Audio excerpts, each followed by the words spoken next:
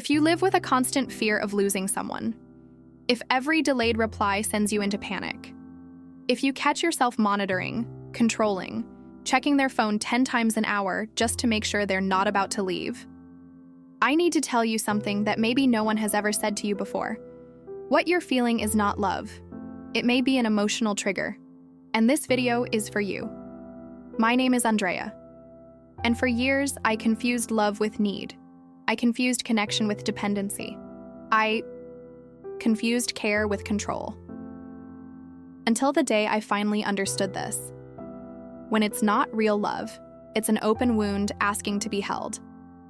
Let me name exactly what you might be feeling right now, in this very moment. Fear. Not just any fear, an intense, almost paralyzing fear that this person might leave and you'll be completely lost, empty, shattered.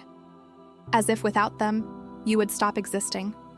As if the ground beneath your feet only exists while they're still there. Anxiety.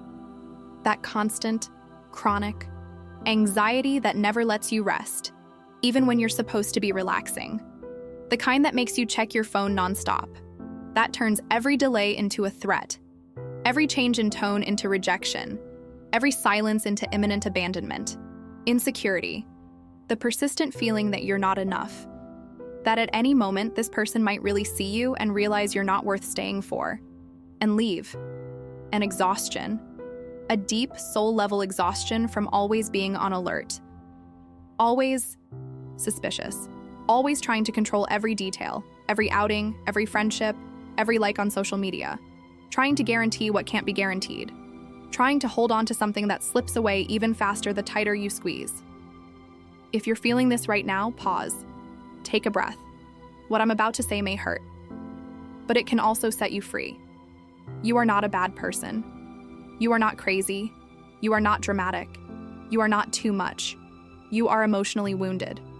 And wounded love is not mature love. It's need disguised as affection.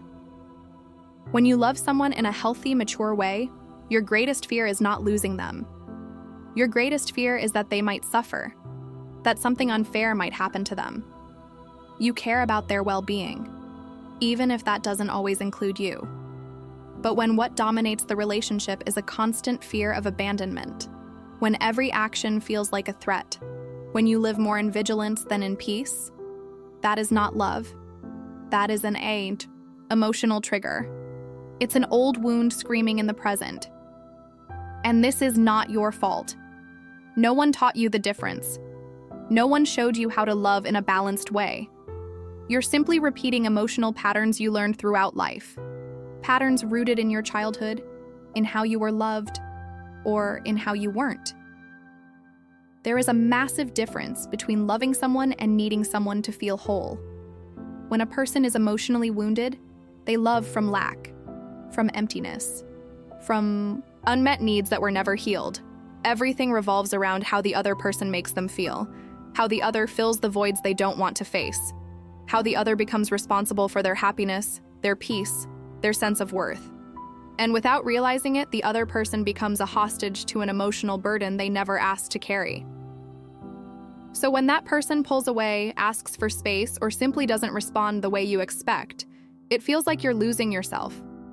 Because, without noticing, you placed your entire identity and emotional safety in someone else's hands. That's not a healthy bond. That's emotional dependency.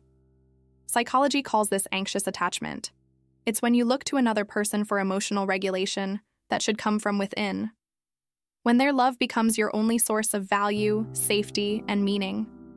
When you change who you are because you're afraid that if they truly see you, they'll leave. The problem isn't that you love too much. The problem is that you never learned how to love yourself enough first. You didn't build a solid emotional foundation. You didn't learn how to self-validate, how to self-soothe, how to give yourself what you're demanding from someone else. An emotionally whole person loves from a different place. They don't love to survive. They love to overflow. They don't love out of need. They love by choice. They know that if the other person leaves, it will hurt deeply. But they won't disappear along with them. They remain. That's why when you're constantly on edge in a relationship, love may exist, But it isn't mature love. It's love driven by fear. Love that monitors, that demands, that tries to control. And that kind of love is exhausting. For you. And even more for the person beside you. No one can constantly prove their love. No one can carry the emotional responsibility of two people. When you don't take care of your emotional wounds, you demand from others what you haven't built within yourself. You demand attention because you don't give yourself attention. You demand reassurance because you haven't developed inner safety. You demand guarantees because you don't trust that you could survive a loss. And no relationship can heal wounds that aren't theirs to heal. Healthy love requires self-care first, looking inward, healing insecurities, stopping the habit of outsourcing your healing. Love is not emotional compensation. Love is a meeting between two whole people. In practice, this changes everything. If someone takes longer to reply, you don't panic, you trust. If they go out with friends, you understand that independence is healthy. If they follow someone attractive on social media, you don't shrink or compare, because you know your worth. It's not about controlling less. It's about trusting yourself more. This doesn't mean you'll never feel insecure or afraid. It means you stop making someone else responsible for regulating those fears. You learn to ask yourself, is what I'm feeling about this moment, or is an old wound being triggered? When you do this inner work, love transforms. It stops being urgent and becomes calm, stops being controlling and becomes free, stops being anxious and becomes peaceful. You stop losing yourself in the other person and start choosing to share. I've lived this. I spent years being the anxious one, the controlling one, the one who was always afraid of not being enough. I pushed away people who truly loved me because they grew tired of carrying the weight of my wounds. Until the day I realized the problem wasn't them. I was wounded and asking love to do a job that was mine. I went to therapy. I faced old pain. I took care of myself. And slowly, very slowly, I became whole. When that happened, love stopped being desperation and became choice. And that's when I found a healthy bond. If you've made it this far and recognized yourself in this video, that doesn't make you weak. It makes you aware. And awareness is the first real step toward change. Allow yourself to look inward, to break the cycle, to do things differently. Love is not losing yourself in another person. Love is not living in constant fear of abandonment. Love is finding yourself within, healing, becoming whole, and from that place, choosing to share. You are more capable than you realize, stronger than you think, and you deserve a love that brings peace. And that begins inside you.